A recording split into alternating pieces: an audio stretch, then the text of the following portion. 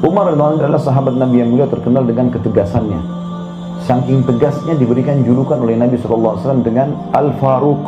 Faruq artinya membedakan mana benar, mana salah. Umar bin Khattab ini, Bapak Ibu sekalian, salah satu keutamaannya adalah pernah satu waktu dia lagi masuk ke rumah Nabi SAW, kemudian para istri Nabi lagi bicara dan suara mereka tinggi, bukan kena tidak santun sama Nabi SAW, tapi lagi ngobrol satu sama yang lain, perempuan-perempuan lagi pada ngobrol. Begitu Umar datang, semua diam. Lalu Nabi SAW senyum. Kata Umar, ya Rasulullah, kenapa anda senyum? Semoga Allah membuat anda selalu senyum. Kata Nabi SAW, saya heran dengan wanita-wanita ini. Waktu kau belum datang tadi, suaranya mereka tinggi semua.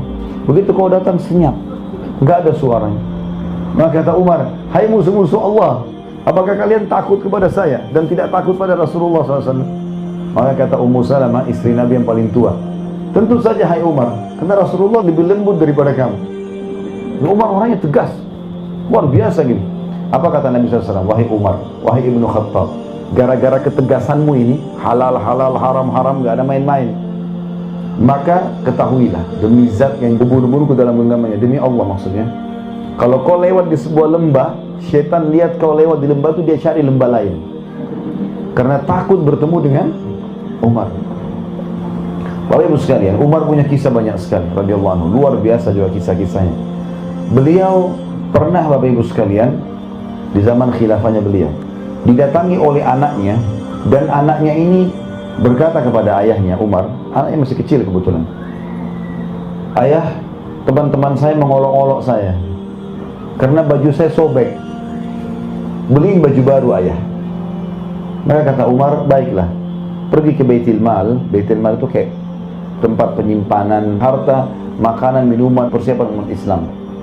Kata Umar, pergilah kepada pamanmu penjaga Baitul Mal, sampaikan salamku dan bilang kalau ayahmu sedang meminta gajinya dimajukan, ambil itu lalu belilah baju. Maka anaknya pun pergi ke sana lalu berkata, paman, ayahku Amir Mu'minin Umar bin Khattab menitip pesan, katanya kalau bisa gajinya dimajukan, lalu kemudian saya akan ambil untuk beli baju karena teman-teman saya mengolok baju saya sobek. Lalu kata penjaga itu bilang apa? Sampaikan salam kepada ayahmu Amir Mu'minin, bilang, apakah ada jaminan bahwasanya ayahmu masih bisa hidup sampai akhir bulan sehingga dia bisa bayar itu? Sekarang belum selesai, belum tanggal terima gajinya. Kalau diambil sekarang, apa ada jaminan dia bisa hidup sampai akhir bulan nanti? Maka anaknya dengan polos pulang, wahai ayahku, pamanku penjaga Baitul Mal bilang, sampaikan kepada ayahmu salam dan bilang, katakan apakah ada jaminan engkau akan hidup sampai akhir bulan? Maka tiba-tiba Umar bin Khattab menangis terisak-isak sambil mengatakan, pamanmu benar, pamanmu benar, tidak ada yang bisa menjamin Umar hidup sampai akhir bulan. Apa yang mendorong seperti ini Bapak Ibu sekalian? Kenapa Umar seperti ini? Padahal dia raja, dia bisa suruh ambil gaji, bahkan bisa utang. Tapi subhanallah, kuasa Allah SWT.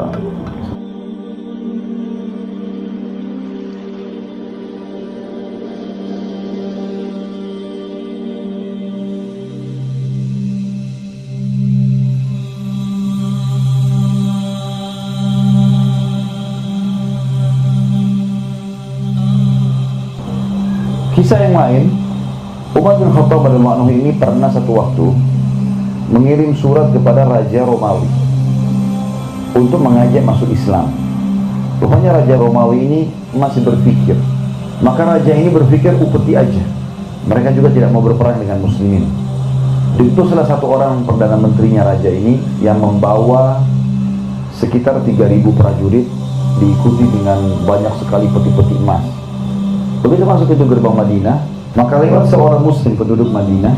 Lalu kata Perdana Menteri Romawi ini, hai muslim, berhenti dia. Saya mau tanya, di mana istanahnya Raja Agung Umar? Si muslim ini diam, lalu dia bilang, istana? Kalau yang anda tanyakan rumahnya Amir Mu'minin, saya tahu. Lurus saja, nanti belok kanan. Lalu orang muslim ini pergi. Kata si Perdana Menteri ini, belum pernah saya temukan ada orang tahu ini peti emas lalu tidak minta duit. Ini tentu sifatnya orang muslim, bukan mengemis dan minta-minta. Dia bilang, kami sudah siapkan satu peti khusus untuk bagi-bagiin duit. Kalau misalnya ada orang minta-minta, dikasih. Jadi ini orang tidak minta, sudah jadi tanda tanya buat dia. Kenapa orang ini? Orang kaya raya kah? Tapi kalau kaya raya tidak mungkin jalan kaki. Dia jalan terus sampai di ujung, dia belok kanan jalan Madinah. Rumah semua sama waktu itu. Kotak saja, satu pintu, dua jendela. Kalau dua lantai tinggal tambah dua jendela di atas. Itu rumah paling besar. Dia jalan-jalan, tidak ada penduduk Madinah juga kosong, nggak ada penjaga-penjaga. Sampai dia ketemu sama satu muslim, ada lagi situ muslim penduduk Madinah lagi duduk di bawah pohon. Lalu dia bilang, hai muslim, berdirilah orang itu. Lalu dia tanya, di mana istananya Raja Agung Umar? Kata si muslim itu, kenapa engkau mencari Umar? Dia bilang, ada surat datang Raja Agung Umar kepada Raja kami Romawi, mengajak kami masuk Islam. Dan Raja kami masih menolak, maka kami membawa ini upetinya, kami akan bayar. Lalu orang itu pun melihat kiri kanan, dia kan banyak sekali peti. Ini orang lagi bicara sementara dia di bawah, Perdana Menteri di atas kuda ya. Kata orang itu, bagaimana kalau yang di depanmu ini Umar? Maka orang itu bingung, apakah anda betul Umar? Kata dia, iya, saya Umar. Turunlah Perdana Menteri ini, begitu menghadap depan Umar, lalu dia mengatakan, asyhadu an la ilaha illallah wa anna Muhammad Rasulullah. Masuk Islam. Kata Umar, kenapa kau masuk Islam? Dia bilang, saya sudah lama dengar nama anda, dan saya sekarang baru tahu kenapa orang-orang di negeri saya kalau dengar nama anda, saya sudah ketakutan. Anda di sini ngapain? Di bawah pohon Amir Mu'minin. Dia bilang, saya lagi tunggu baju saya dicuci. Umar bilang, dia cuci bajunya sendiri, dia gantung depan rumah. Saya lagi tunggu kering. Jadi, duduk di bawah pohon. Apakah anda tidak punya pengawal? Nggak ada pengawal. Saya bersama dengan Allah. Dia bilang, gara-gara itu saya masuk Islam. Umar bin Khattab tidak punya pengawal, tidak punya pendamping, duduk sendiri dengan keyakinan bahwasanya dia bersama Allah. Dan di zaman beliau, itu Islam sudah menguasai setengah dunia. Karena tahun 15 Hijriah, utara Jazirah Arab, negeri Syam dan Turki bagian Asia takluk di tangan Umar bin Khattab, yang dikirim pasukan dipimpin Abu Ubaidah bin Jarrah dan Khalid bin Walid radhiyallahu ajma'in, dikenal dengan perang Yarmuk gitu ya. Tahun 16 Hijriah, diutuslah pasukan ke Persia, takluklah Iran, Irak, Afghanistan, Rusia. Pada saat itu dipimpin oleh Sa'ad bin Abi Waqqas, panglima perangnya Umar bin Khattab, dengan 30.000 orang mengarahkan 240.000. Umar berkuasa dari tahun 13 sampai 23. Tahun 20 Hijriah, beliau utus lagi pasukan 8.000 orang menuju ke Mesir, dipimpin oleh Amr bin As radhiyallahu anhum ajma'in. Tembus Mesir, Afrika Utara, Mesir, Tunis, Jazair, Maroko, seluruh Afrika bahkan Spanyol nanti terbuka masuknya Islam di sana. Setengah dunia dikuasai, tidak ada pengawalnya satupun. Apa yang membuat Umar bin Khattab bisa lakukan ini, Bapak Ibu sekalian? Bahkan Umar bin Khattab tidak pernah tidur di malam hari kecuali sudah keliling Madinah, tidak ada pengawalnya, sendirian jalan. Kisah yang masyhur mungkin Bapak Ibu pernah dengar, kalau sudah mendengar alhamdulillah, kalau belum dengar bisa diambil pelajaran. Satu malam Umar bin Khattab pernah sakit 3 hari, nggak keluar, dan biasanya beliau keluar setiap hari. Lihat orang-orang Madinah kalau sudah tidak ada lagi yang perlu baru dia tidur, sendirian jalan. Hari keempat beliau keluar, jalan terus sambil ke pinggir kota Madinah, ada api unggun. Mampir ke sana, ada seorang ibu, anak-anaknya 3 orang lagi nangis di depannya. Lalu kata Umar setelah salam, wahai amatullah. Amatullah ini maksudnya hamba Allah, perempuan. Kalau laki-laki Abdullah. Wahai amatullah, ada apa denganmu? Dia bilang, pemimpin negeri ini tidak adil. Dia nggak tahu kalau ini Umar. Kata Umar, kenapa? Dia bilang, saya sama anak saya sudah lapar 3 hari. Jadi 3 hari yang Umar tidak keluar, di situ ada kelaparan. Ya Allahu alam, pemimpin kita sekarang ini bagaimana keadaannya negara-negara Islam yang tidak pernah mau tahu keadaan masyarakatnya. Semoga saja mereka diberi hidayah ya. Kalau ada yang meluangkan waktu, alhamdulillah. Karena ini tanggung jawab semuanya kan. Berapa banyak orang yang kelaparan. Umar 3 hari nggak keluar sudah ada orang kelaparan. Dan orang ini sudah langsung memvonis Umar tidak adil. Dia tidak tahu kalau ini Umar. Kata Umar, lalu apa yang kau masak? Diangkat pancinya, batu. Batu dimasak dengan air. Kenapa kau masak batu, hai ibu? Dia bilang, supaya anak-anak saya mengira saya masak. Nggak ada makanan, mau ambil makanan dari mana? Maka dengan seperti itu mereka kecapean, menangis, tidur. Itu yang saya lakukan selama 3 hari. Maka Umar bilang, baik, tunggulah sebentar. Umar tidak pakai tunggu, langsung ke Baitul Mal. Ngambil gandum, ngambil segala macam kebutuhan, dipikul sama Umar. Ada satu sahabat lagi lewat, lihat, ya Amir Mu'minin, wahai pemimpin orang beriman, raja maksudnya, apa yang anda pikul ini? Mau kemana? Kata dia, ada yang saya pikul, makanan. Kata dia, baik, biarkan saya bawa. Kata dia, apa kau ingin memikul dosaku hari kiamat? Tidak usah ikut-ikutan, ini tanggung jawabku ini. Orang ini penasaran, diikuti dia.